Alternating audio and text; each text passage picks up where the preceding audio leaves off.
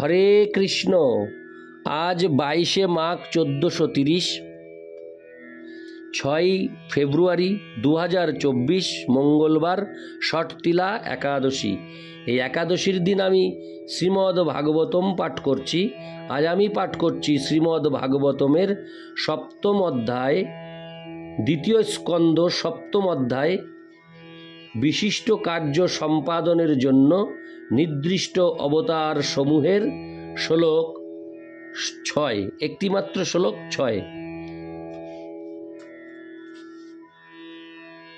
অডিওর শুরুতে সকল ভক্তিমতী মা ও ভক্তবৃন্দের কাছে আমার বিনীত প্রার্থনা, আপনারা সকলেই জীবনের পূর্ণতা ইউটিউব চ্যানেলটিকে সাবস্ক্রাইব ও শেয়ার করে রিচ বাড়িয়ে দিতে সাহায্য করুন। হরে কৃষ্ণ কৃষ্ণ কৃষ্ণ হরে হরে, হরে রাম রাম রাম হরে হরে। শ্লোক 6। ধর্মস্য দক্ষ দুহির্তর্জনিষ্ঠ মূর্তাং নারায়ণ নর ইতি সতপ প্রভাব দৃষ্টাত্মন ভগবত নিয়মাবলপং দেব্যস্তনঙ্গ প্রীতনা ঘটিতুং ন শেকু। অনুবাদ: তপশ্চর্যা এবং কৃচ্ছ সাধনের নিজস্ব পন্থা প্রদর্শনের জন্য তিনি ধর্মের পত্নী এবং দক্ষের কন্যা মূর্তির গর্ভে নর এবং নারায়ণ এই দ্বিবিধ স্বরূপে জন্মগ্রহণ করেছিলেন। কামদেবের সঙ্গিনী অপ্সরাগণ তার তপস্যা ভঙ্গ করতে এসে যখন দেখল যে তাদের মতো বহু সুন্দরীগণ তার দেহ থেকে নির্গত হচ্ছে, তখন তারা বিফল মনোরথ হয়েছিলেন। তাৎপর্য: ভগবান সব কিছুর উৎস হওয়ার ফলে তপশ্চর্যা এবং কৃচ্ছ সাধনেরও উৎস। ঋষিরা আত্মজ্ঞান লাভে সাফল্য অর্জন করার জন্য কঠোর তপস্যা করার ব্রত গ্রহণ করেন।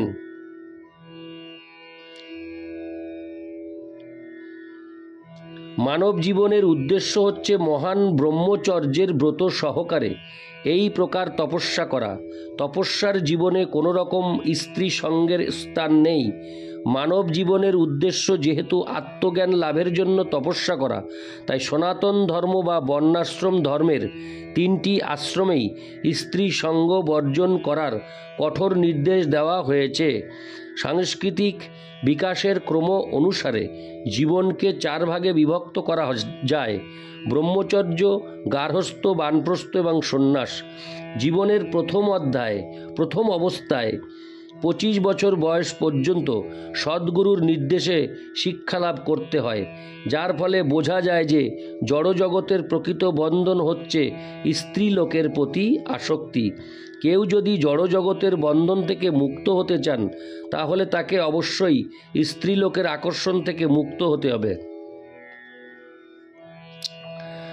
জীবের পক্ষে স্ত্রী লোকেরা হচ্ছে মোহিনী তত্ত্ব, আর পুরুষ রূপ হচ্ছে আত্মজ্ঞান লাভের জন্য।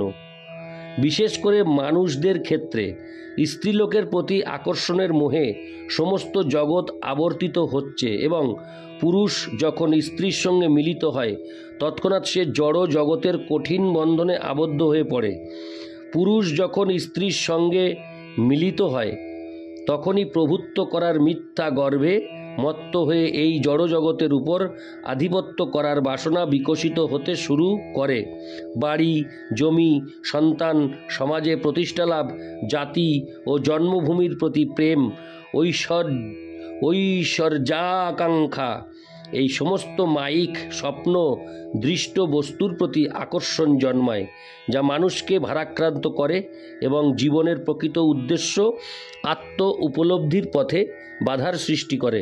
ব্রাহ্মণ, ক্ষত্রিয় অথবা বৈশ্য আদি উচ্চ বর্ণের বালককে 5 বছর বয়স থেকে 25 বছর বয়স পর্যন্ত ব্রহ্মচর্য ব্রত পালন করার মাধ্যমে সদ্গুরুর তত্ত্বাবধানে কঠোর নিয়মানুবর্তিতা পালন করে জীবনের মূল্য এবং জীবিকা অর্জনের বিশিষ্ট শিক্ষা লাভ করতে হয় এবং জীবনের প্রকৃত উদ্দেশ্য সম্বন্ধে অবগত হতে হয়।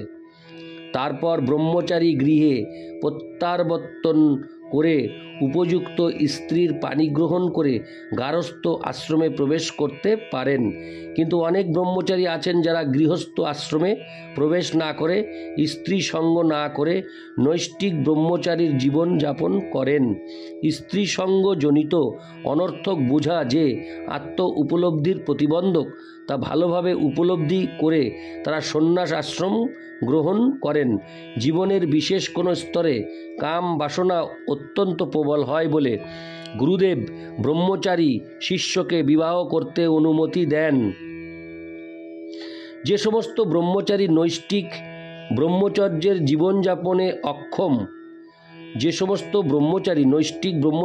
জীবনযাপনে অক্ষম, তাদেরই এই অনুমতি দেওয়া হয় এবং সদ্গুরু তা বিচার করতে পারেন। তথাকথিত পরিবার পরিকল্পনা অনুষ্ঠানের প্রয়োজন রয়েছে। যথাযথভাবে ব্রহ্মচর্য শিক্ষা লাভ করার পর যিনি গার্হস্থ্য আশ্রম অবলম্বন করেছেন, তিনি শাস্ত্রানুমোদিত রীতি অনুসারে স্ত্রী সঙ্গ করেন। তিনি কুকুর বিড়ালের মতো গৃহস্থ হন না। এমনই গৃহস্থ 50 বছর বয়সের পর স্ত্রী সঙ্গ ত্যাগ করে বানপ্রস্থ আশ্রমে প্রবেশ করে একাকী বাস করার অভ্যাস করেন। সেই অনুশীলন পূর্ণ হলে তিনি কঠোরতা সহকারে সব রকম স্ত্রী সঙ্গ, এমনকি তার বিবাহিত স্ত্রীর সঙ্গ পর্যন্ত সম্পূর্ণরূপে বর্জন করে সন্ন্যাস আশ্রম অবলম্বন করেন। স্ত্রী সঙ্গ বর্জনের সমগ্র পদ্ধতি বিবেচনা করে মনে হয় আত্মতত্ত্ব উপলব্ধির পথে নারী এক বিশাল প্রতিবন্ধক এবং ভগবান তাই নরনারায়ণ রূপে আবির্ভূত হয়ে স্ত্রী সঙ্গ বর্জন করার ব্রত শিক্ষা দিয়েছিলেন।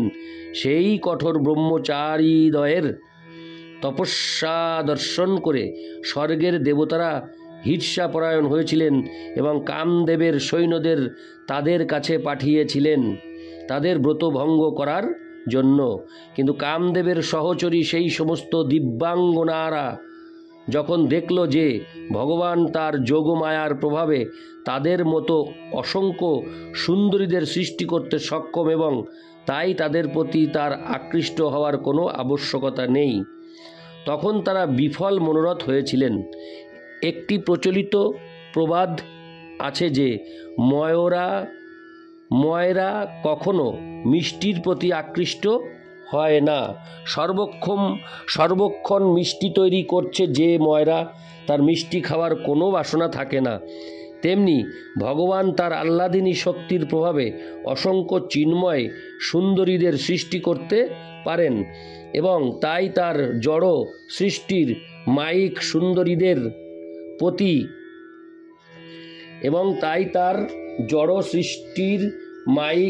সুন্দরীদের প্রতি লেশমাত্র আকর্ষণ নেই।